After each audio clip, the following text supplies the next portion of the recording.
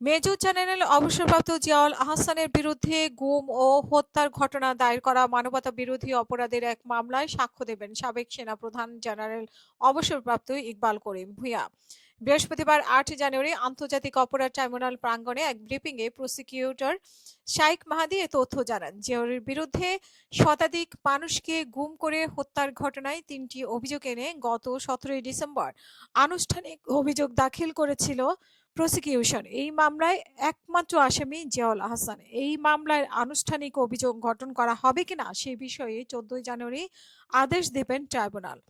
আজকে জিয়াউল আহসানের বিরুদ্ধে করা এই মামলায় আনুষ্ঠানিক অভিযোগ গঠনের বিষয়ে আন্তর্জাতিক অপরাধ ট্রাইব্যুনাল এক আসামি পক্ষের বক্তব্য উপস্থাপনের দিন ধার্য ছিল। বিচারপতি মোহাম্মদ গোলাম মর্তুজা মজুমদারের নেতৃত্বে ৩ সদস্যের এই ট্রাইব্যুনালে অপর ২ সদস্য হলেন বিচারপতি মোহাম্মদ শফিউল আলম মাহমুদ ও বিচারক মোহাম্মদ মহিদুল হক এনাম চৌধুরী। আসামি পক্ষের অব্যাহতির আবেদনের পর চিফ প্রসিকিউশন মোহাম্মদ তাজুল ইসলামের বক্তব্য উপস্থাপন করেন। বক্তব্যে জিয়াউল আহসানের সম্পর্কে সাবেক সেনাপ্রধান জেনারেল অবসরপ্রাপ্ত ইকবাল করিম ভূঁইয়া দেওয়া সাক্ষ্যের বিভিন্ন অংশ তুলে ধরেন চিফ প্রসিকিউটর। চিফ প্রসিকিউটর কি বলেছিল সেই সম্পর্কে জানতে চাইলে প্রসিকিউটর শাইখ মাহাদি বলেন যে তিনি ইকবাল করিম ভূঁইয়া যখন সশরীরে সাক্ষ্য দেবেন তখনই আসলে বিষয়টা পরিষ্কার হবে। আমরা আজকে শুধু আমাদের সাক্ষ্য প্রমাণ থেকে দেখিয়েছি যে জিয়াউল হাসানকে আজকে ডিফেন্স যেভাবে একজন পেশাদার কর্মকর্তা হিসেবে প্রতিষ্ঠা করার চেষ্টা করেছেন তাদের সাবমিশনের মাধ্যমে, আমরা শুধু অতটুকু অংশই কোর্টে পড়েছি যে তার বাহিনী প্রধান যিনি ছিলেন সেই সময় এই জিয়াউল আহসান সম্পর্কে তার মনোভাব কি ছিল। প্রসিকিউটর শাইখ মাহাদি বলেন যে এই বিষয়ে তার সাক্ষ্য প্রমাণ রিড আউট করার মাধ্যমে আমরা দেখিয়েছি, বাট তিনি সাক্ষ্যে মূলত কি বলেছেন সেটি যখন তিনি সশরীরে সাক্ষ্য দেবেন আদালতে তিনিই তখন বলতে পারবেন।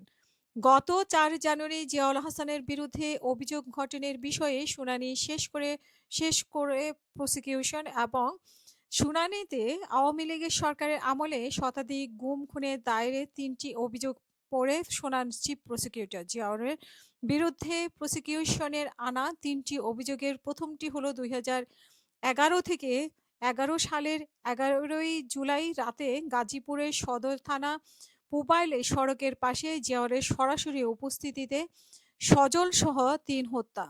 দ্বিতীয় অভিযোগ অপরাধের সময়কাল হলো ২০১০ সাল থেকে ২০১৩ সাল পর্যন্ত।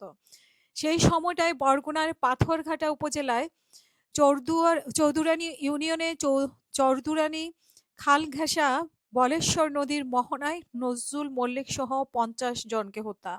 তৃতীয় অভিযোগে রয়েছে ৫০ হত্যার অভিযোগে এনেছে প্রসিকিউশন এবং অর্থাৎ দ্বিতীয় অভিযোগে উল্লেখিত সময় বরগুনায় বলেশ্বর নদীর বাগেরহাটের শরণখোলায় সুন্দরবনে বিভিন্ন অঞ্চলে তথাকথিত বনদস্যু দমনের আড়ালে মাসুদ-সহ ৫০ জনের প্রাণ নেওয়া হয়।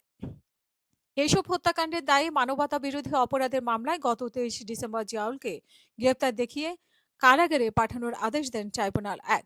১৭ ডিসেম্বর তার বিরুদ্ধে ৩টি অভিযোগ আমলে নেওয়া হয়।